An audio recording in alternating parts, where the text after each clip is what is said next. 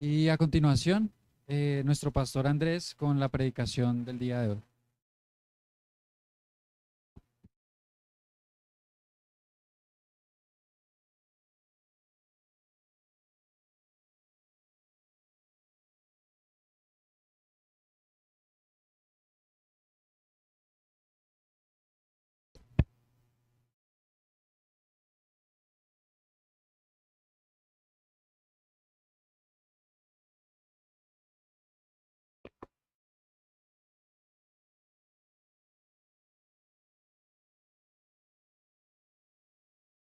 Muy buenos días, amados hermanos y amigos también que en esta mañana nos acompañan. Es un gozo poder en este momento presentarnos delante del Señor para que sea Él siendo exaltado, no solamente por cada uno de nosotros al estar en esta mañana, en este lugar, sino también para que Él sea exaltado por el conjunto de todos nosotros como iglesia. Así que es un gozo y es una enorme bendición el poder estar en esta mañana entonces delante del Dios y Señor soberano. Bien, vamos entonces a tomar este momento para ir a la escritura y para que sea el Señor Dios hablándonos a través de ella a cada uno de nosotros. Quiero recordarles que venimos en el estudio expositivo del libro A los Hechos, el libro que narra entonces el inicio de la iglesia, esa iglesia primitiva, esa iglesia que nos cuenta justamente este libro de los Hechos, que sucedieron tantas cosas muy importantes, especiales, asombrosas, podrían decir algunos, pero también que este libro nos muestra con respecto a que en ella sucedió lo más importante. Y justamente de eso estaremos hablando en esta mañana. Nos encontramos en el capítulo número 5 del libro de los Hechos. Desde el año pasado comenzamos la exposición de este libro y hoy nuevamente el Señor nos permite entonces estar frente a esta parte de la escritura. Hechos, capítulo número 5. Y sé que ustedes tuvieron quizás alguna confusión en la imagen de la publicidad de esta predicación. No está, bueno, no era acorde con el texto que leyó hace un momento Julio cuando dirigía. Pero la razón es porque el texto que hoy tenemos de la exposición es un texto largo, es un texto que arranca desde el versículo número 12 de este capítulo número 5 de los Hechos. Así que como vamos a revisar este texto a lo largo de la predicación, no quise que se leyera todo completamente, sino quizás la parte más importante del texto y que vamos a volver a ella, pero que inicialmente quería que supieran que es desde el versículo 12 que inicia entonces el estudio en esta mañana. Mientras que ustedes nuevamente se ubican en este texto, permítanme mencionarles que cuando uno revisa la historia de la humanidad, uno se encuentra que a lo largo de la historia de la humanidad han surgido diferentes noticias que de una manera han impactado el mundo de una forma fuerte. Quizás podríamos decir que algunas de estas noticias han sido porque han sucedido cosas a lo largo de la historia de la humanidad que prácticamente han cambiado la humanidad misma. Ahora, de hecho, han sucedido muchas cosas, pero permítanme mencionarles algunas de ellas. Yo creo que algunas de ellas son familiares para ustedes porque las han escuchado.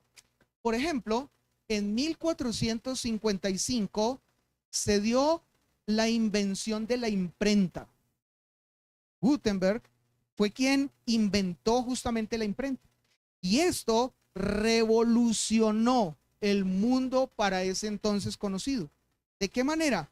Esto hizo que se pudiese popularizar a través de la imprenta, de el hacer libros, el conocimiento y lo que en muchos lugares solamente se tenía el conocimiento de una manera muy centralizado. Y aún esto mismo ayudó al impulso de la reforma y también logró que se diera el paso a la ciencia moderna. Otro ejemplo, en 1776 se declaró la independencia de un país que en este tiempo es el país más poderoso del mundo, Estados Unidos. Y resulta que la independencia de este país inspiró a que muchos otros países también tomaran este mismo camino y se convirtieran en países democráticos. Hasta ese tiempo, las monarquías reinaban en muchas partes del mundo y creo que sabemos pues las consecuencias de ellas. Pero fue la independencia de Estados Unidos lo que hizo que muchos países alrededor del mundo cambiaran su estilo de gobierno. Otro más. En 1939 se dio el inicio a la Segunda Guerra Mundial. Y también conocemos un poco lo que allí sucedió. Recordábamos hoy con los chicos en la clase que esta Segunda Guerra Mundial, cuando finalizó, dejó más o menos una cantidad de 6 millones de judíos muertos y entre ellos también algunos que no eran judíos. Pero esta entonces guerra dio origen a un organismo que hoy se conoce como la ONU y también dio el inicio a algo que se llamó la Guerra Fría y también planteó un nuevo orden global. Ya los países que tenían la hegemonía para ese tiempo ya no fueron los mismos, sino que cambió entonces quienes llevaban ese liderazgo a nivel del mundo.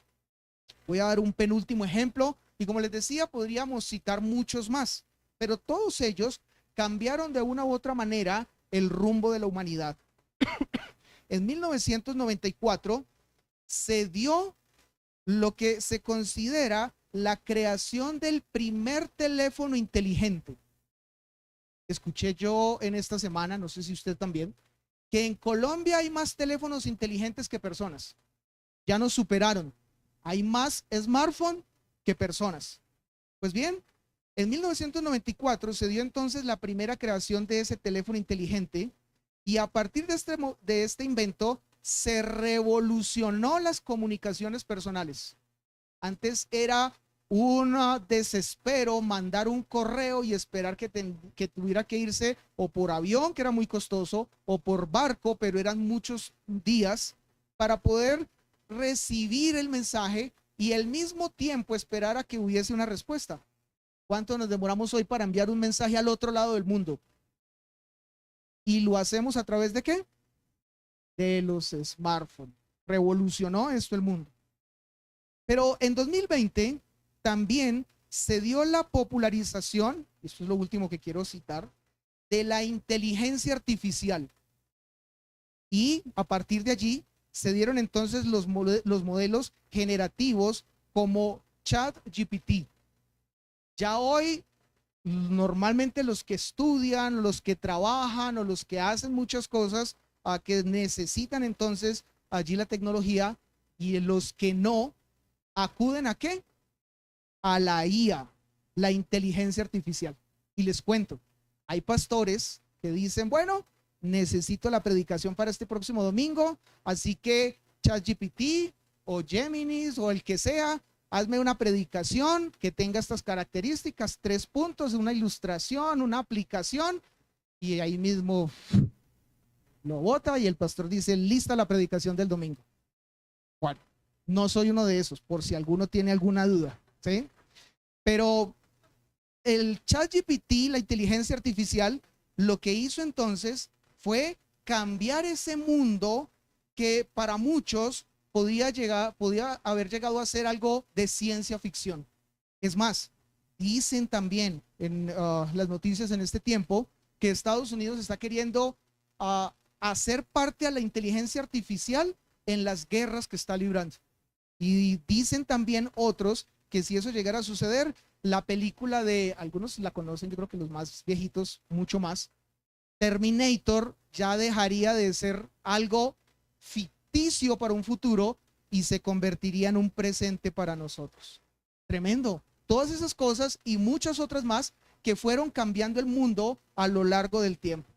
Sin embargo, en la historia de la humanidad hubo una noticia que no solamente cambió el mundo, sino que hubo una noticia que lo transformó. Y yo podría decir en esta mañana que más que lo transformó, lo trastornó. Hizo que fuera totalmente diferente. Y quizás usted allí se estará preguntando, ¿cuál pudo haber sido esa noticia? Esa noticia fue el Evangelio de Cristo. Esa noticia fue la noticia que hizo que todo fuera totalmente diferente. Es más, con el tiempo, y sin hablar de detalles, con el tiempo lo que sucedió fue que a partir de Cristo, más que en el mundo occidental, en una buena parte del mundo, comenzó a contarse o a darse entonces la numeración de los años. Fue Cristo el que partió la historia de la mayor parte de la humanidad en dos, aún en ese sentido, en el calendario. Nosotros hoy, ¿qué decimos? Estamos en el año 2026, ¿qué? DC, después de Cristo, ¿sí? Y esto rige para prácticamente todo el mundo. Así que entonces, el Evangelio de Cristo, el mensaje de Cristo, el anuncio de Cristo cambió radicalmente la humanidad. Pero aún más que cambiar, trastornó la humanidad. El estudio que nosotros tendremos hoy, entonces, a partir del texto que estaremos viendo, es un texto o es un estudio que veremos a través de él cómo el mundo cambió a través de este mensaje. Y como ya les mencioné, leímos desde el versículo 27 hasta el 39, pero realmente este texto empieza desde el versículo 12 e iremos hasta el versículo 42. Ahora, tenemos 30 versículos en esta mañana para estudiar. Y yo sé que algunos, al pensar en un texto tan largo, ¿qué concluyen? Que el culto de la mañana lo vamos a unir al de la tarde sin derecho a almuerzo. Pero no vamos a hacerlo así. Espero que el tiempo nos dé para hablar de todo este texto a pesar de lo extenso que es él. Pero quiero invitarles que por ahora, y va a ser algo desafiante por lo menos para mí, quiero que por ahora nos centremos en la parte más importante de estos 30 versículos, que realmente van a ser dos. Vamos a centrarnos mayormente en esos dos versículos. Vamos a estar, diríamos, la mitad del mensaje en esos dos versículos y la otra mitad del mensaje vamos a estar en los otros 28 versículos. Así que desde ahora usted prepárese porque no vamos a detenernos en esos 28 versículos a hablar de cada una de las cosas que pudiéramos decir o de los detalles que aparecen allí, sino que a la luz de los dos versículos principales vamos a estar revisando los otros 28. Así que mientras que iniciamos, yo quiero pedirles que oremos al Señor y sea Él guiándonos en este momento. Oremos. Padre Celestial, en este momento nos presentamos delante de ti y lo hacemos, Señor, con el reconocimiento de que solo tú eres Dios y que a ti es quien debe ser dada la gloria y la honra.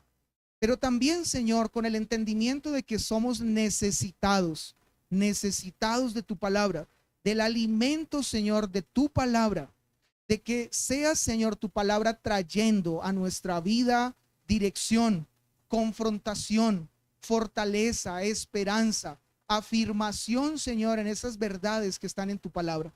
Te rogamos, Señor, que sea eso lo que hoy tú produzcas en cada uno de nosotros por consecuencia del estudio de tu palabra.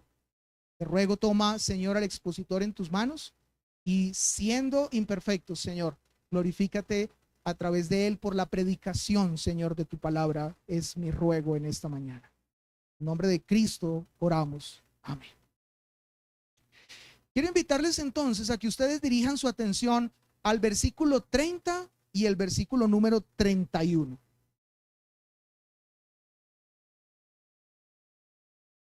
Como les mencioné, estaremos la mitad de este mensaje en estos dos versículos o lo que estos dos versículos hablan. Y hemos dicho entonces que hubo un mensaje que trastornó el mundo. Hubo un mensaje que lo cambió.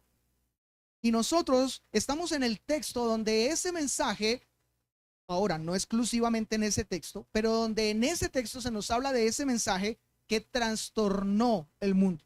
También otros textos, y no solamente del libro de los Hechos, sino de los demás textos de la Escritura y del Nuevo Testamento, nos plantean a nosotros este mismo mensaje. Pero quiero que lo puntualicemos en el versículo 30. Si estamos hablando de ese mensaje que lo cambió todo, que es el Evangelio de Cristo, ¿dónde aparece en el texto? Leamos versículo 30 y 31. Dice: el Dios de nuestros padres levantó a Jesús, a quien vosotros matasteis, colgándole en un madero. A este Dios ha exaltado con su diestra por príncipe y salvador, para dar a Israel arrepentimiento y perdón de pecados. Yo quiero pedirle que usted por un momento trate de trasladarse a este momento que es el inicio de la era cristiana. Nosotros quizás en el día de hoy estamos acostumbrados a escuchar este mensaje, por lo menos la mayoría, los que cada 8 días vienen a este lugar o a las iglesias de sana doctrina, iglesias bíblicas, a escuchar la palabra de Dios. No es este un mensaje nuevo, no es un mensaje que digan: wow, yo nunca había escuchado de esto, es primera vez y ahora al escucharlo entiendo algo que jamás había entendido. Quizás no, aunque quizás para algunos sí. Pero yo quiero pedirle que usted se transporte a ese primer momento de la era del inicio de la iglesia y trate de pensar cómo fue recibido este mensaje, cómo fue escuchado, cómo fue oído este mensaje en este tiempo. Y definitivamente, como el resto del texto nos lo cuenta, si usted puso atención en la lectura que se hizo, el resto de las personas que estaban allí, nos cuenta el texto que muchos de ellos lo rechazaron, no lo aceptaron, no estuvieron dispuestos a creerlo, se opusieron. Es más, el texto mismo nos cuenta que quienes estaban predicando este mensaje, que quienes estaban hablando de esto, fueron llevados a la cárcel. En el día de hoy, nosotros, si estuviésemos escuchando este mensaje por primera vez, si fuéramos una iglesia, estaríamos felicitando, agradeciendo, orando, diciéndole al Señor: gracias, porque tú has traído un mensaje de enorme bendición para nuestra vida. Pero eso somos nosotros. En el tiempo en el que este mensaje fue predicado por primera vez, causó recelo y oposición. Ahora, a pesar de que muchos quizás en el día de hoy, si lo estuviésemos escuchando por primera vez, estuviésemos dando gracias al Señor, sin embargo, lo que sucede es que otros lo siguen rechazando. Otros se siguen oponiendo. Otros siguen no creyendo y diciendo: eso es cierto hasta un punto. O eso es verdad, pero conmigo no es que tenga mucho que ver. O yo voy a pensar en eso más el día de mañana. Por ahora tengo otras prioridades. Bien, este texto nos habla entonces que este mensaje causó tal revuelo que el mundo no volvió a ser igual. Y básicamente, ¿qué fue lo que causó ese revuelo? ¿Qué fue lo que causó que hubiese ese cambio tan radical, como pudiésemos decir nosotros, de la noche al día? Yo quiero leer este mismo texto en la versión Nueva Biblia de las Américas. Algunos de pronto se preguntarán: ¿cómo así que Nueva Biblia de las Américas? Hay diferentes traducciones para nuestro idioma español de la Biblia en su idioma original, en el hebreo, en el arameo y en el griego. La traducción que nosotros usamos en nuestra iglesia mayormente es la Reina Valera 1960. ¿Por qué? Porque al estudiar hemos entendido que esta Biblia es una Biblia muy confiable y apegada a esos textos originales, a los escritos originales. Pero también creemos que además de la Reina Valera está la Nueva Biblia de las Américas, que también es una muy buena traducción. Debemos recordar que la Biblia no fue escrita en español, fue escrita en idiomas que debieron haber sido traducidos a muchos otros para poder dar a conocer el mensaje del Evangelio.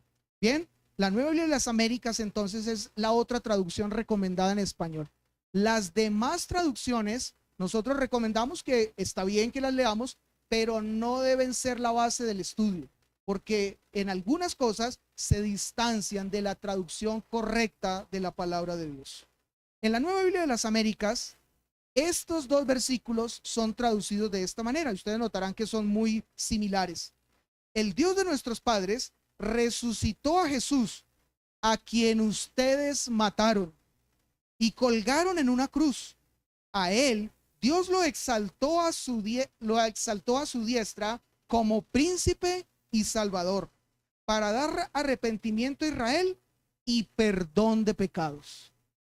Así que entonces, cuando nosotros nuevamente colocamos nuestros ojos o nuestra atención en estos versículos, nos damos cuenta que estos dos versículos contienen un mensaje supremamente importante. La Biblia habla de diferentes momentos, impactantes, por cierto. Si usted se va al Antiguo Testamento, usted puede encontrar un texto donde nos muestra que el Mar Rojo fue abierto en dos y un pueblo pasó por en medio de ese mar con el terreno totalmente seco. Y después, cuando los que los perseguían, los egipcios, quisieron hacer lo mismo, el mar se cerró y todo ese ejército se ahogó. Impresionante, ¿cierto? Le hemos contado esa historia a nuestros hijos. O cuando el sol se detuvo porque había una batalla del pueblo de Israel en el que el pueblo estaba perdiendo, pero se rogó al Señor en ese momento, y con Josué, el sol se detuvo. Aunque hoy, con el entendimiento que tenemos, sabemos que no fue que el sol se detuvo, sino la tierra fue la que se detuvo. Bueno, hay muchos textos que son impresionantes, pero ninguno es tan impresionante como lo cuentan estos dos versículos. Nada es igual, nada lo equipara o lo supera, por muy impresionante que sea. Todos los textos que nosotros encontremos en la Escritura, tanto Antiguo como Nuevo Testamento, apuntan a esto. No hay nada más importante que lo que estos dos versículos revelan. Puede ser que para nosotros muchas cosas sean descrestantes. Hemos visto, por ejemplo, el pastor Jacobo predicaba hace 8 días acerca de lo que sucedió con Ananías y Zafira, que por tentar al Espíritu Santo, ¿qué sucedió? Cayeron muertos. Y no sé si alguien ora en el día de hoy y dice, ojalá siguiera siendo así. Este lugar estaría vacío. Ni siquiera el que está aquí al frente de ustedes estaría de pie. Ya había caído hace rato muerto. Pero el punto es que pueden haber textos o lugares de la Escritura que nos llamen demasiadamente la atención, pero ninguno debiera llamarnos más la atención que lo que dicen estos dos textos, y que vamos a ver que esto no es el único lugar en la Escritura donde se nos habla de esto. Pero mientras que llegamos allí, quiero que también escuchen lo que un comentarista dijo de estos dos versículos. Él dijo: el Dios de nuestros padres, el Dios de nuestros antepasados, ha resucitado a Jesús, a quien ustedes mataron colgándolo en una cruz. Pero ha sido Dios quien lo ha elevado a la máxima dignidad y lo ha constituido Señor y Salvador, para ofrecerle a la nación de Israel la oportunidad de convertirse y alcanzar el perdón de pecados. Quise nuevamente leérselo como este comentarista lo plantea, porque mi intención es que sigamos pensando en lo que el texto dice. No estamos hablando solo de un momento donde Pedro y otros apóstoles fueron llevados dentro de opositores del evangelio o opositores de este mensaje, y a ellos les tocó que decir lo que pudiesen decir para cumplir su responsabilidad de enfrentarlos o librar el pellejo de no morir. No se está hablando de algo ligero, no se está hablando de algo que simplemente a ellos se les vino a la cabeza y en ese momento dijeron, hablemos de esto. Están hablando del tema más importante de las Escrituras. Está hablándose aquí del momento en el que se resume toda la palabra de Dios. Yo les he compartido que hay una rama de la teología que en mi caso me gusta mucho. Algunos con el nombre no logran como hacer la relación de qué trata esa rama de la teología. Pero así como la teología, se habla de la teología propia, que es el estudio de Dios, así como se habla de bibliología, que es el estudio de la Biblia, también se habla acerca de esta teología que es la teología bíblica. ¿Qué es la teología bíblica? La teología bíblica no es el estudiar la Biblia. aunque obviamente tiene que ver con eso. La teología bíblica apunta a ver cómo toda la escritura, desde Génesis en su primer versículo hasta Apocalipsis en su último versículo y pasando por todos los textos escritos e inspirados en la palabra de Dios, apuntan a Cristo, hablan de Cristo y muestran a Cristo como entonces el Mesías prometido, como el Mesías que cumplió las profecías, como aquel que Dios lo envió para salvar al mundo. Todos los textos apuntan a esto y de eso se trata el estudio de la teología bíblica. Pero yo quiero pedirles que vayamos un poco más detenidamente sobre estos dos versículos y veamos qué es lo que nos plantean con respecto al Evangelio. ¿Por qué nosotros tenemos que concluir que estos dos versículos son lo más importante? ¿Por qué estos dos versículos son tan sumamente necesarios de comprender para nosotros en el día de hoy y hacen parte de ese mensaje que trastornó el mundo? Quiero plantearles cuatro cosas acerca de estos dos versículos. El primero, lo que encontramos aquí en estos versículos es que Cristo resucitó por el poder del Padre. Esto es lo que nos habla este versículo número 30 iniciando. Cristo resucitó por el poder del Padre. Y cuando el texto nos habla de resucitó, pues nosotros ya entendemos, creo, el resto de la historia. Aún la frase que está a continuación nos va a aclarar nuevamente esto. Pero si nos está hablando de una resurrección, es porque Cristo había muerto. Así que entonces el texto habla de que Cristo resucitó. Pero yo creo que si usted ha sido un buen lector de las Escrituras, sabe que Cristo no fue el primero que resucitó. ¿Sí recuerda que hubo otros que resucitaron? Y desde el Antiguo Testamento. Desde el Antiguo Testamento nosotros vimos, por ejemplo, que el hijo de una viuda fue resucitado. Pero también nosotros avanzamos y vemos que en el tiempo del Señor Jesús, Lázaro resucitó. Y después de Jesús, también otros resucitaron, como un jovencito llamado Eutico. Así que no fue Cristo el único que resucitó. Pero aunque no fue el único que resucitó, esto es lo que lo hace diferente a todas esas otras resurrecciones. Cristo fue resucitado por el poder del Padre. Fue el Padre mismo, fue el Espíritu Santo el que directamente resucitó a Cristo. ¿Y por qué lo resucitó? Lo resucitó porque era su hijo, y lo resucitó porque era lo que él había planeado, y lo resucitó porque esa era la manera de cumplir las profecías, y lo resucitó porque con su resurrección era que podía lograr el perdón para aquellos que en él creerían. Así que fue entonces Dios Padre quien lo resucitó. Sujel Michelén dice algo que me ha llamado la atención, muy seguramente algunos de ustedes lo han escuchado, y es que cuando Jesús resucitó y la piedra del sepulcro se corrió, esa piedra no se corrió para que Jesús saliera. Esa piedra se corrió para que el mundo entrara y comprobara que Cristo había resucitado y que había sido resucitado por gloria, poder y majestad del Padre. Por eso entonces el texto dice: el Dios de nuestros padres levantó a Jesús. Y eso era totalmente diferente, totalmente nuevo. Nadie había estado en una condición como esa. Pero ¿qué más dice el texto? También podemos nosotros decir, como segundo, que Cristo sufrió una muerte injusta y violenta. Cristo sufrió una muerte injusta y violenta. Eso es lo que hace parte de ese mensaje que trastornó el mundo. Según algunos historiadores, los romanos, que fueron los que determinaron la muerte de Cristo en una cruz, no fueron ellos los únicos que plantearon o que dieron el aval para que Jesús muriera de esta manera.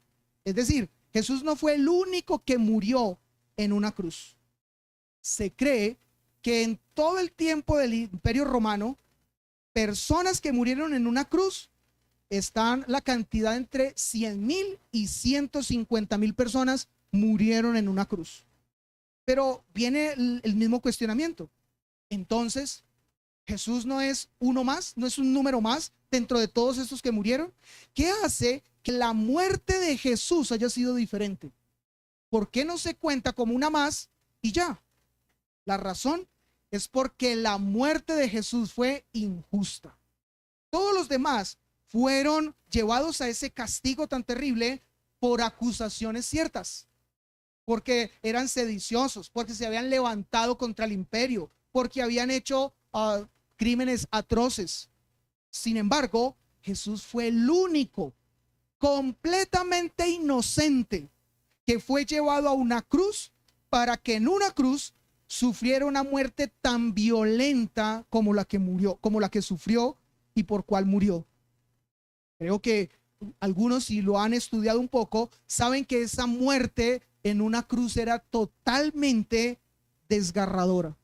El dolor que producía y la agonía a la que llevaba quien la sufría era terrible. Era el castigo que solo estaba preservado para los peores criminales.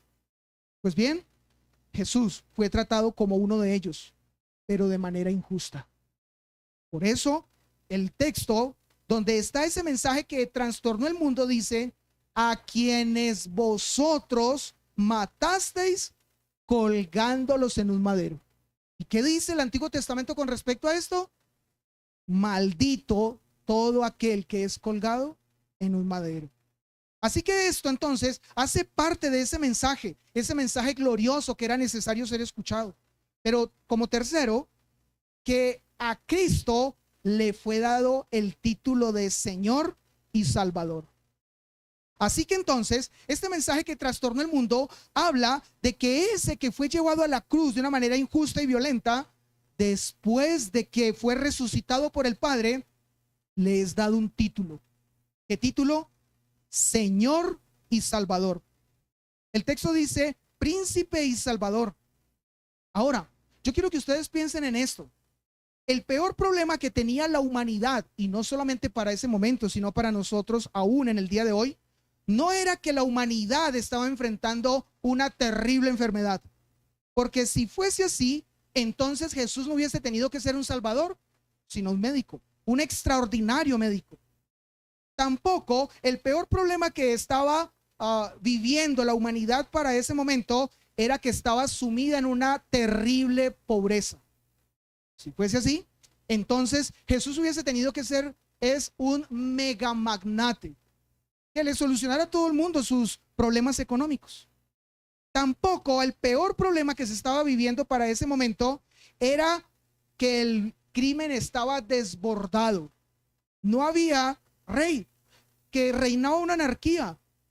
Si fuese así, entonces Jesús tenía que haber sido una especie de superhéroe, un tipo Superman o Batman, el caballero de la noche. Pero no fue nada de esto. ¿Qué fue Jesús? La escritura nos dice que cuando él es llevado a la cruz, muere, pero después el Padre con su poder lo resucita. El título que le es otorgado es de príncipe y especialmente Salvador. ¿Por qué se necesitaba un Salvador? Porque la humanidad estaba sumida en el pecado. Un pecado que la misma humanidad no podía solucionar por sí misma. Un pecado del que todos eran culpables y nadie podría librarse de las consecuencias de ese pecado. Pero el Salvador sí podría hacerlo. A este, dice el texto, Dios ha exaltado con su diestra por príncipe y salvador. Y lo cuarto que quiero mencionarles, que habla esta declaración que trastornó el mundo, es de la gran necesidad de arrepentimiento y perdón de pecados. Todo lo demás está bien. Cristo fue resucitado. Fue resucitado por el Padre porque había sido llevado a la cruz injustamente. Y todo esto lo hizo para que entonces Él realmente fuera el verdadero Salvador. Pero si hasta aquí llegase la historia, el mundo no hubiese cambiado. Era necesario entonces que este mensaje que había encarnado Cristo abriese la oportunidad para el arrepentimiento y perdón de pecados. ¿Qué nos ganaríamos nosotros si supiésemos que Cristo fue resucitado después de haber ido a la cruz y se le dio título de Salvador, pero nosotros no tuviésemos la oportunidad o la opción de arrepentimiento y de perdón de pecados? No serviría de nada. Seguiríamos en la misma condición y seguiríamos con el mismo destino, la condenación. Pero esta obra de Cristo lo que hizo fue abrir las puertas para el arrepentimiento y para el perdón de pecados. El Evangelio habla acerca de esto. Y esto entonces plantea que todo aquel que va delante de Dios con un sincero arrepentimiento y una profunda convicción de ser un terrible pecador, esta persona obtiene delante del trono del Señor y de su gracia el perdón de sus pecados. Nadie puede perdonarse a sí mismo y nadie puede solucionar la terrible condición de ya llevar sobre cuestas una condenación eterna por su propio pecado. Pero Cristo, el inocente, el que fue sacrificado injustamente, Él sí puede dar ese perdón de pecados. Por esto, estos versículos terminan diciendo, para dar a Israel arrepentimiento. Ustedes saben cómo se le llama a la puerta por donde se ingresa a la salvación. La salvación tiene un solo camino. Y la salvación, al final de ese camino, tiene una sola puerta por la que se debe entrar para poder ser salvos. ¿Cómo se le llama a esa puerta? A esa puerta en la teología se le llama, o la escritura le llama, arrepentimiento.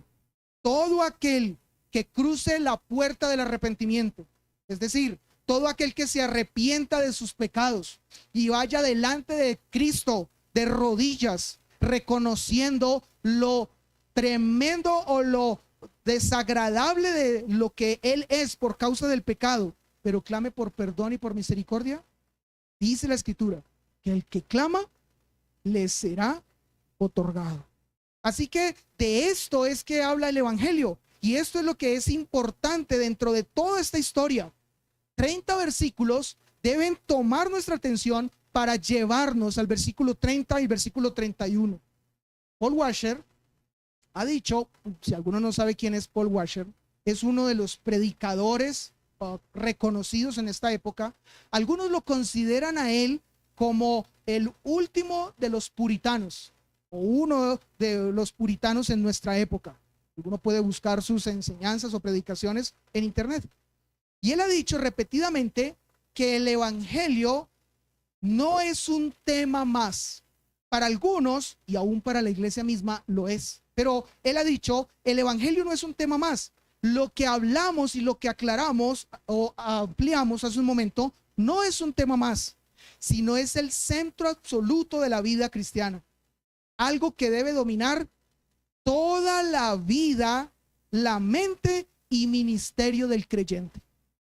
Si en algo los creyentes, los cristianos, debiéramos especializarnos, es en el Evangelio. Yo sé que a muchos les gusta, por ejemplo, la escatología, o me refiero a los eventos finales con este término. O a algunos les gustan los milagros y las sanidades. A otros les gusta el ser predicador y estar delante de muchas personas. Pero si hubiese un tema que debiera ser el tema de nuestra atención, que capturara nuestra atención y nos llevara a que debiésemos conocer más y más de él, es el Evangelio. Paul Washer en su libro enseña sobre el poder, en un libro que él escribió que se titula El poder y mensaje del Evangelio. Él enseña o afirma que uno de los grandes pecados de nuestra generación es que la iglesia ha abandonado el Evangelio. Que la iglesia no tiene claro el entendimiento y el conocimiento del Evangelio. También hace poco hablábamos de que cuando uno estudia lo que es la salvación, el Evangelio, uno encuentra que dentro de las diferentes doctrinas que se exponen en la Escritura para hablar de lo que sucede con la salvación, la Escritura enseña que 13 doctrinas intervienen en la salvación. 13. No es solamente que Dios me salva y ya. sino que 13 doctrinas se mezclan para lograr la salvación de todo aquel que se arrepiente. Esa salvación que depende y que ha venido y que descansa en la cruz del Calvario y en el evangelio mencionado por Cristo. Así que este no es un tema superficial y no es un tema más. Ahora, ¿de dónde viene la idea de evangelio? ¿De dónde viene lo que se entiende por la palabra evangelio desde la antigüedad? Esta palabra es entendida en un contexto militar. Y el significado original de esta palabra era que evangelio es igual a buena noticia. Pero no una buena noticia, sino la mejor noticia. La noticia sin igual. La noticia que ninguna otra noticia la puede superar. Si usted quiere entender qué significa la palabra evangelio, es eso. La noticia insuperable. Ahora, resulta que como esta palabra viene del contexto militar, entonces lo que se entendía para la antigüedad era que evangelio era cuando un soldado, después de haber estado en la guerra y haber estado del bando que había ganado la batalla, este soldado, heraldo se le llamaba, corría incansablemente hasta llegar a donde estaba la nación a la que pertenecía, la capital a la que pertenecía, y allí daba la gran noticia: hemos vencido, ganamos. A eso se le llamaba evangelio, era lo que se entendía como evangelio en ese tiempo. De esto fue tomado entonces por los escritores bíblicos la idea del evangelio. Y se cuenta que en una batalla conocida como la batalla de Maratón, sucedió en el 499, y de allí se desprende el nombre para los eventos de correr que se hacen en nuestro tiempo, los maratones. De la batalla de Maratón, que fue la guerra entre los persas y los griegos, donde los griegos ganaron, se defendieron y impidieron que los persas capturaran su capital, Grecia. Cuenta que hubo un soldado llamado Filipides. Después de haber participado de esa batalla de Maratón, corrió hasta Atenas, 40 kilómetros. Y cuando llegó sin descansar a Atenas, exclamó: alegraos, hemos vencido. Ese era el evangelio. Y de ese tipo entonces de idea es que se toman los escritores bíblicos para hablarnos de evangelio. Pero quiero contarles esto. Este hombre, después de haber proclamado esto, alegraos, hemos vencido, cayó muerto por causa de su tremendo esfuerzo para traer esta noticia. Esta historia es la que ha sido tomada para entonces hablarnos a nosotros de la importancia del mensaje que tiene que ser dado a conocer. Ese mensaje que en la antigüedad cambió y trastornó el mundo, pero que hoy sigue siendo necesario que siga siendo llevado con la misma fuerza y siga siendo llevado con la misma claridad e ímpetu frente a todos los que lo siguen rechazando y que se siguen resistiendo ante él. Yo quiero compartirles una serie de textos en los que ustedes van a ver que este mismo mensaje se encuentra también en otras partes de la escritura, obviamente dicho con otras palabras, pero es lo mismo. Y si usted y yo estamos llamados a ser expertos con respecto al evangelio, a que si el tema que más nos debiera interesar e importar en las escrituras es conocer el evangelio, estos textos son fundamentales para usted conocerlos y estudiarlos. Los voy a solamente leer. Marcos capítulo 1, versículos 14 y 15. Dice Marcos 1, 14 y 15. Después de que Juan fue encarcelado, Jesús vino a Galilea predicando el evangelio del reino de Dios, diciendo: el tiempo se ha cumplido y el reino de Dios se ha acercado. ¿Y cómo resume Jesús su evangelio? Arrepentidos y creed en el evangelio. Romanos capítulo 1, versículos 16 y versículo 17. Dice la escritura, yo creo que muchos de ustedes lo saben: porque no me avergüenzo del evangelio, porque es poder de Dios para salvación a todo aquel que cree, al judío primeramente y también al griego, porque en el evangelio la justicia de Dios se revela por fe y para fe, como está escrito, mas el justo por la fe vivirá. Si usted quiere conocer el evangelio, profundice en este texto. Este texto cambió la vida de Martín Lutero y de muchos otros. Primera de Corintios, capítulo 15, versículos 3 y 4. Ahora Pablo, escribiéndole a la iglesia de Corinto, les dice: porque primeramente os he enseñado lo que asimismo recibí. Y Pablo lo resume de una manera muy clara y contundente: que Cristo murió por nuestros pecados, conforme a las Escrituras, y que fue sepultado, y que resucitó al tercer día, conforme a las Escrituras. Con esto nos está hablando, era un plan predeterminado por Dios. Segunda de Timoteo, capítulo 1, versículo número 10. Y también pudiese citar muchos otros más, pero permítame citarle este como último. Pero ahora ha sido manifestada la aparición de nuestro Salvador Jesucristo, el cual quitó la muerte y sacó a la luz la vida y la inmortalidad por el evangelio. Todos estaban condenados a la muerte, pero el evangelio ha hecho que surja la vida y además de esto la inmortalidad. Voy a contarles algo. ¿Ustedes saben cuántos países hay en el mundo en el que nosotros vivimos? Depende de cómo se cuente, pero voy a dar la cifra más alta. Dicen que en el mundo en el que nosotros vivimos hay 206 países que componen todos los países de nuestro mundo, de la Tierra. Y quiero preguntarles si ustedes saben a cuántos de esos 206 países ha llegado el evangelio. La respuesta es a todos. Por la gracia del Señor se tiene el testimonio de que a todos esos 206 países ha llegado el evangelio.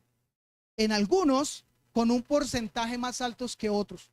En algunos países la cantidad de cristianos son pequeños y son perseguidos. Sin embargo, en esos países, por causa de ellos, se cuenta que el evangelio ha llegado allí.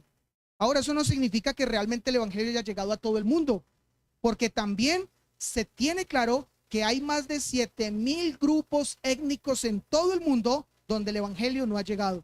Y esos 7,000 están en 50 países alrededor del mundo. Ejemplo, India y Afganistán.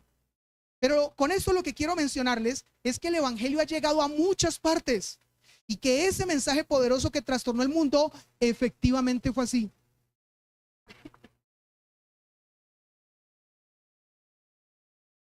También quiero compartirles, ustedes sabían que la religión cristiana, y dentro de la religión cristiana meten a todos, no estamos hablando de la religión cristiana realmente bíblica, pero sabían que la religión cristiana es la religión más grande en el mundo. La tercera parte de la población mundial se autodenominan cristianos. Ahora, no con eso estoy diciendo que lo sean, pero se autodenominan cristianos. 2,640 millones de personas se autodenominan cristianos en el día de hoy. Y esto ha hecho que la religión cristiana se convierta en la religión que más ha sido popularizada en el mundo. Ahora, todo esto nos comprueba que definitivamente el evangelio trastornó y cambió. No fue un mensaje solamente para quedar en una época de la historia o en un lugar de la tierra. Cambió, trastornó.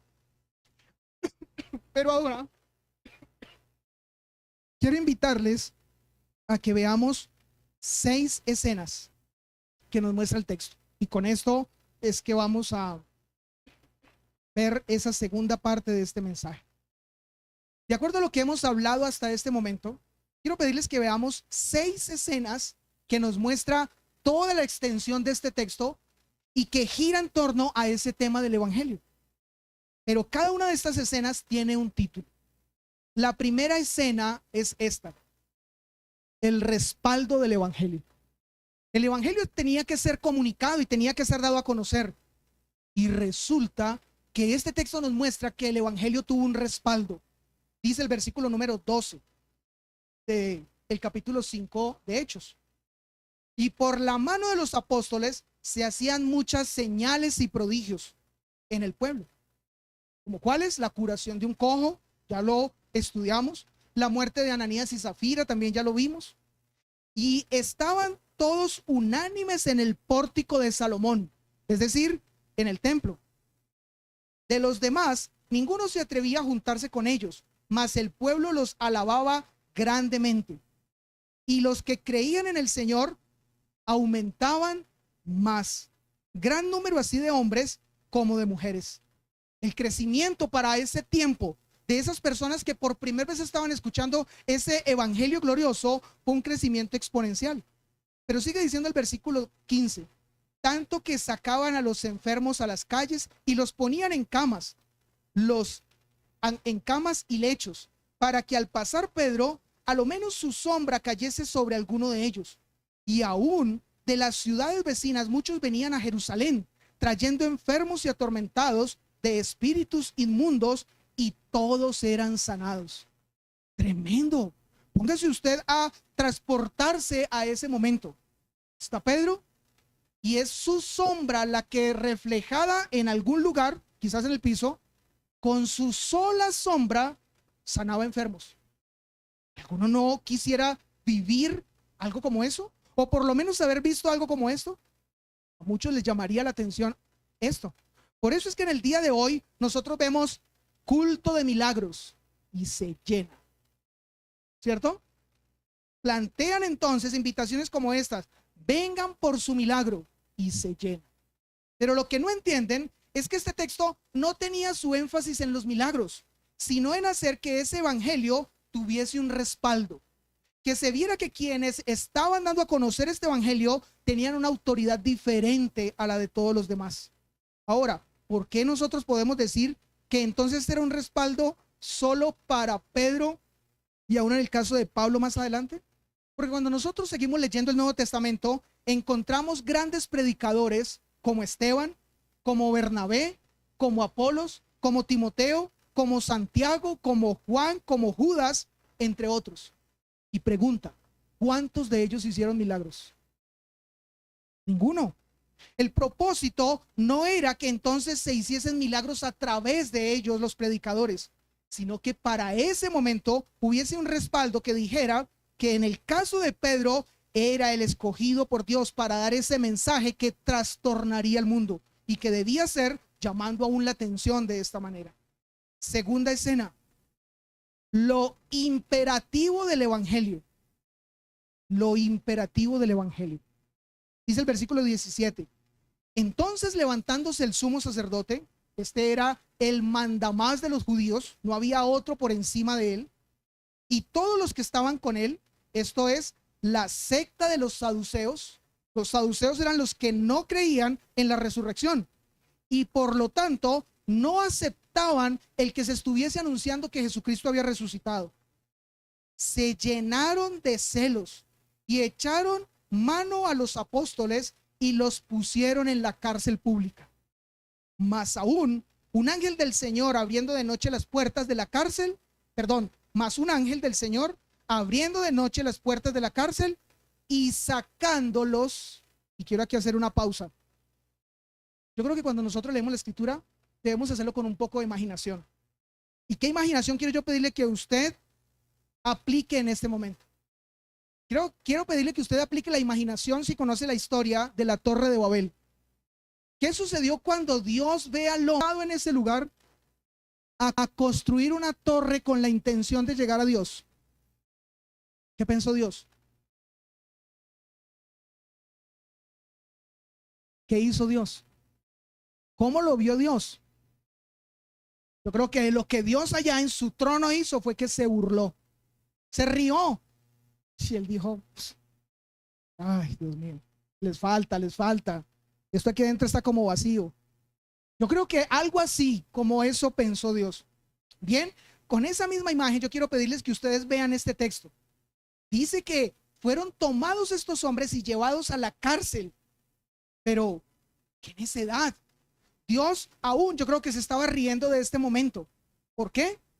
Veamos lo que dice el versículo número 20. Dijo, cuando termina el versículo 19, dice, y sacándolos, dijo, id y puestos en pie en el templo, anunciad al pueblo todas las palabras de esta vida. ¿Qué estaba pasando allí? Dios dijo, bobos, ¿creen que con encerrarlos a mí me van a detener? ¿Creen que con encerrarlos el mensaje del evangelio va a parar?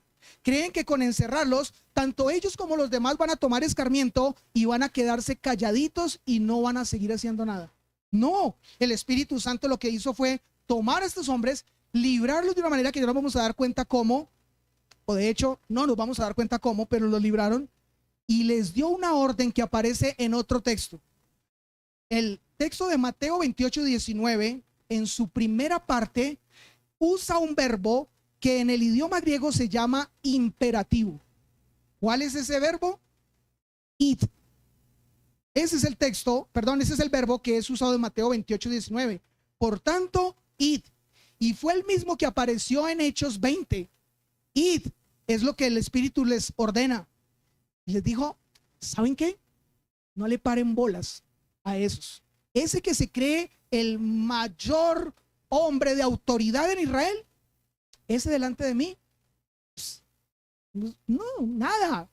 Delante de mí no es nada. Ustedes simplemente dedíquense a hacer lo que yo les he dicho. Dice el versículo 21, y habiendo oído esto, entraron de mañana en el templo, ¿y qué hacían? Enseñaban. Escena número 3. Lo desconcertante del evangelio. Dice el versículo entonces allí a continuación, el número 21, pero a continuación, entre tanto, vinieron el sumo sacerdote y los que estaban con él, y convocaron al concilio y todos los ancianos de los hijos de Israel. No solamente estaba el hombre más poderoso de los judíos, había con él reunido el concilio, o lo que se conoce como el Sanedrín. Y el Sanedrín estaba compuesto por más de 100 personas. Ellos no habían sido puestos delante de uno, de dos, de más de 100 personas. Y todos estos atemorizaban. Y sigue diciendo el texto, y convocaron y enviaron a la cárcel para que fuesen traídos. Pero cuando llegaron los alguaciles, no los hallaron en la cárcel. Entonces volvieron y dieron aviso diciendo, por cierto, la cárcel hemos hallado cerrada con seguridad, con toda seguridad, y los guardas afuera de pie ante las puertas, mas cuando abrimos, ¿qué pasó? No se halló a nadie adentro. ¿Saben? Me imagino, y guardando el respeto delante de Dios, Dios allá diciendo, claro, ¿y ustedes qué son delante de mí? ¿Qué pretendían que iba a pasar? ¿Que yo me iba a ahuyentar por lo que ustedes estaban pretendiendo hacer? No, yo me encargué de sacarlos y de una manera que nadie se lo explica. Ni siquiera leyendo este texto nosotros podemos decir cómo fueron sacados. Dios los desintegró y los volvió a integrar en otro lugar. ¿Inventó la teletransportación? No sabemos. Simplemente fueron sacados de la cárcel estando todo cerrado y llevados a ese lugar. Esto desconcertó a estas personas, los dejó como Condorito en esas revistas del pasado. ¡Plup! Sigue diciendo el versículo 24. Cuando oyeron estas palabras, miren cómo reacciona el mandamás. El sumo sacerdote y el jefe de la guardia del templo y los principales sacerdotes dudaban en qué vendría a parar esto. Eran las personas que tenían la autoridad, nadie los superaba, pero ellos se vieron enfrentados a un mensaje que no podían detener. Un mensaje que ellos habían usado sus principales armas y no habían logrado hacer que se detuviera y que no siguiera siendo proclamado. Así que entonces, en este momento, ¿qué era lo que estaba sucediendo? Nada estaba deteniendo el mensaje del evangelio. Dice el versículo 25, pero viendo uno, les dio esta noticia: he aquí, los varones que pusisteis en la cárcel están en el templo y enseñan al pueblo. Esto sí que los desconcertó más. Ellos se los imaginaban en la cárcel. ¿Y dónde estaban ellos? En el templo.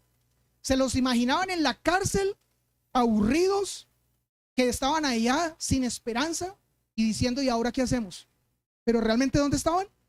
En el templo y predicando el evangelio y hablando acerca de lo que les habían dicho que no hablaran. Entonces fue el jefe de la guardia con los alguaciles y los trajeron pasito. Los trajeron sin violencia porque temían ser apedreados por el templo. Escena número 4. Los héroes del evangelio. Yo quiero pedirle que usted, al hablar de esta escena, usted trate de querer ser como uno de ellos. Que todos nosotros deseemos como uno de ellos. Porque recuerden lo que dijo Paul Washer. La peor condición a la que la iglesia del día de hoy ha llegado es porque se ha olvidado del evangelio. Dice el versículo 27, cuando los trajeron, los presentaron en el concilio. Recuerden, más de 100 personas que infundían temor. Y el sumo sacerdote les preguntó diciendo, ¿no os mandamos estrictamente que no enseñaseis este nombre? Era tanto el rechazo que tenían hacia Cristo que ni siquiera su nombre lo pronunciaron. Y ahora habéis llenado a Jerusalén de vuestra doctrina. ¿Cuál doctrina? El evangelio de Cristo.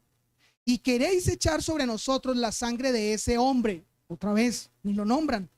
Respondiendo Pedro y los apóstoles dijeron, discúlpenos, no lo volveremos a hacer. Ustedes tienen toda la razón. ¿Eso respondieron? Es necesario obedecer a Dios antes que a los hombres. Y yo quiero aquí hacer una pregunta muy directa y puntual para cada uno de nosotros. ¿Cómo estás tú con ese mandamiento?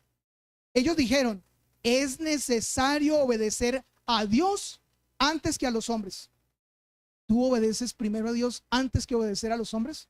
Aún mucho más, ¿tú obedeces primero a Dios antes que obedecerte a ti mismo? Versículo 30.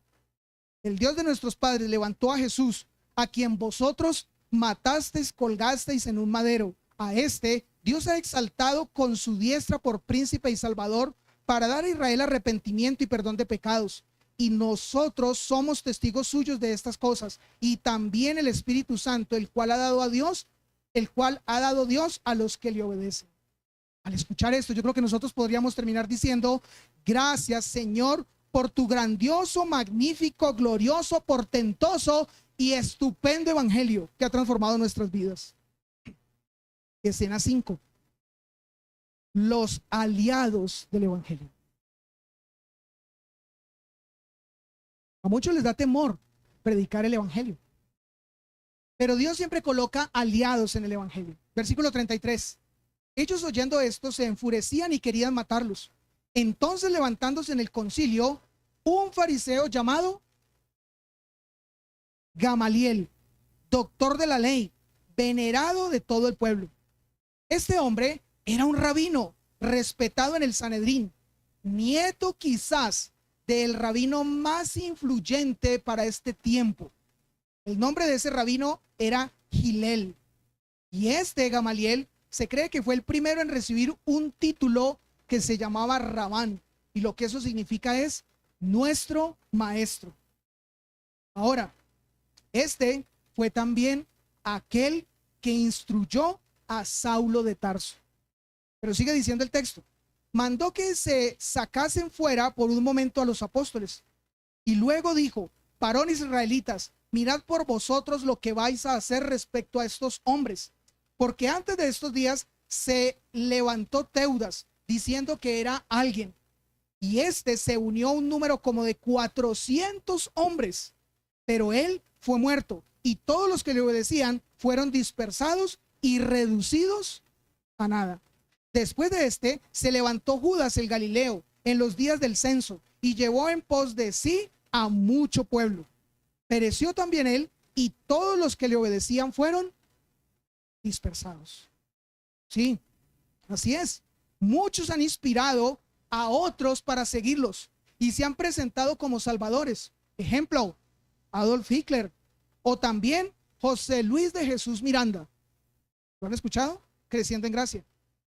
Pero ellos han pasado y sus movimientos han caído. Versículo 38. Miren lo que dice. Y ahora os digo, apartaos de estos hombres y dejadlos, porque si este consejo u otra obra es de los hombres, se desvanecerá.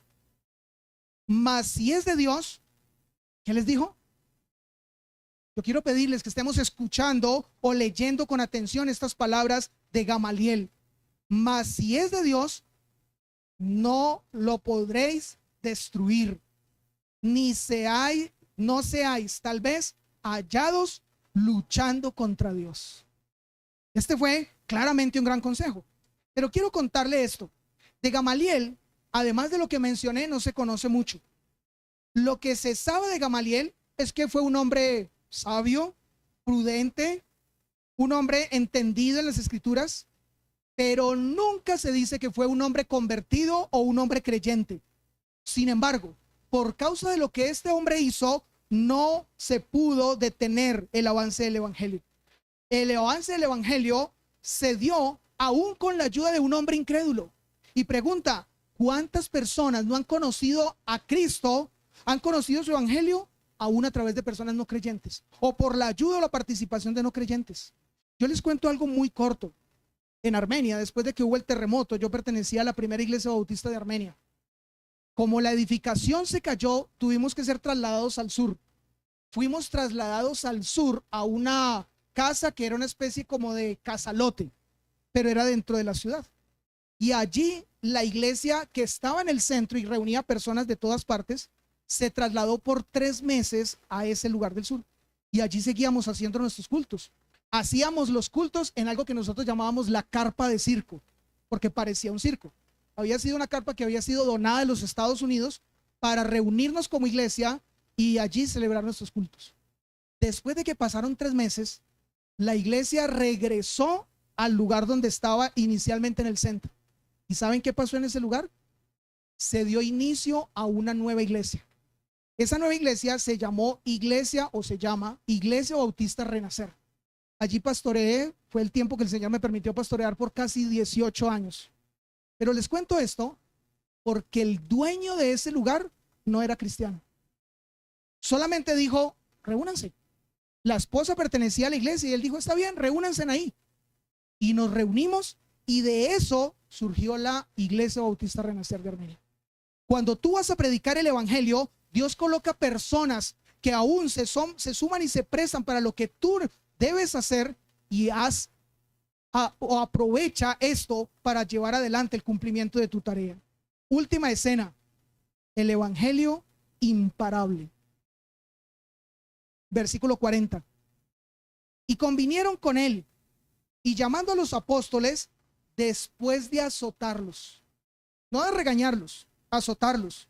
Y cuando estamos hablando de azotarlos, es que fueron azotados con varas, donde las puntas de estas varas tenían cuero y madera flexible.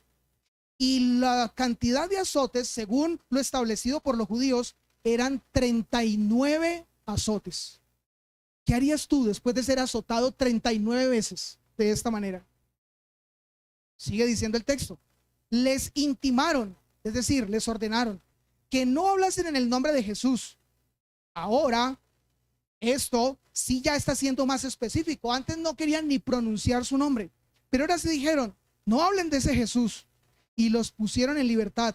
Y ellos salieron de la presencia del concilio, tristes, temerosos, decepcionados, angustiados, y huyeron yéndose lejos.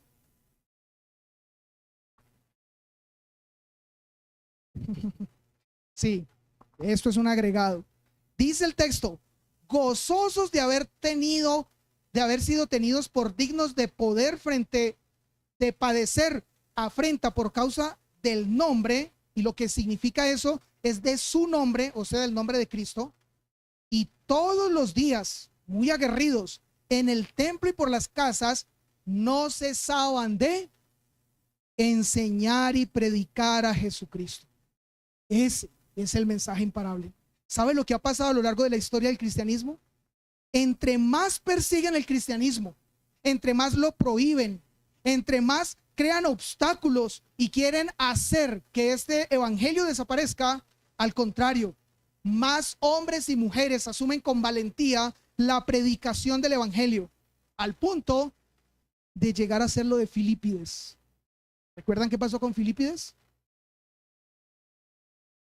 corrió una maratón de 40 kilómetros, llegó hasta la capital, Grecia, proclamó, hemos vencido, ese era el evangelio.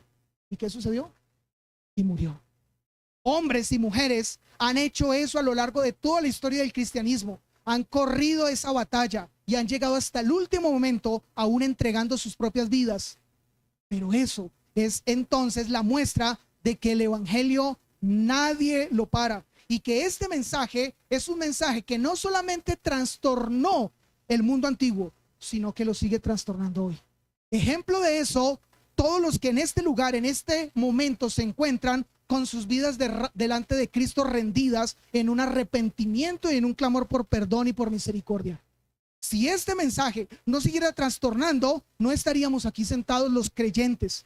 Ahora, quiero invitar a aquel que no ha sido un verdadero creyente, que solamente ha escuchado alguna de las cosas que aquí han sido dichas, que no ha entendido completamente lo que estos versículos 30 y 31 dicen con mayor profundidad, a que hoy vayan delante de Cristo en arrepentimiento, doblando sus rodillas y clamando por perdón y misericordia, antes de que se den cuenta que quizás lo que han estado haciendo con sus vidas es lo que dijo Gamaliel, que han estado luchando contra Dios, creyendo que han estado con Él. No dejes pasar más tiempo. Ve a Cristo. Ve a Cristo en arrepentimiento y fe. Reconócelo como Señor y Salvador. Ríndete a sus pies y déjalo que Él transforme completamente tu vida. Y si eso ya ha pasado en ti, entonces usa eso mismo que ha sucedido en ti para seguir llevando ese evangelio y que la vida de otros sean transformadas. Así te toque lo de Filipides, hasta dar tu último aliento. Oremos. Padre Celestial, damos gracias, Señor, por tu palabra. Señor, no podemos nosotros estar frente a un texto como este, leerlo y no pensar que tiene que ver con nosotros. Una grandiosa historia, pero más que eso, Señor, nuevamente recordarnos lo glorioso del mensaje del evangelio. Muchos siguen viviendo su vida sin importarles lo que este evangelio dice, y siguen viviendo una vida luchando en contra de Dios. Pero damos gracias porque en esta mañana a cada uno de nosotros nos has dado la oportunidad de escuchar este mensaje. Te ruego que quienes no lo han abrazado, no lo han creído, no han ido delante de ti en arrepentimiento, recibiendo esa oportunidad de perdón y de salvación, hoy, Señor, vayan delante de ti y te reconozcan y crean en que Cristo es el único Salvador. Te ruego, Señor, que sea así por tu misericordia y por tu bondad, pero también para todos los que sí lo han hecho. Te ruego que sus pies, Señor, no descansen hasta seguir el ejemplo de estos hombres, seguir pregonando y predicando el evangelio, porque este mensaje, con el poder que has puesto en él, sigue trastornando la vida de muchos, sigue cambiándolas y transformándolas. Señor, úsanos para que esto sea así en la vida de tantos y tantos a los que tú quieres que tu evangelio llegue y les cambie como de la noche al día. En Cristo Jesús oramos. Amén. Dios les bendiga, amados hermanos y amigos.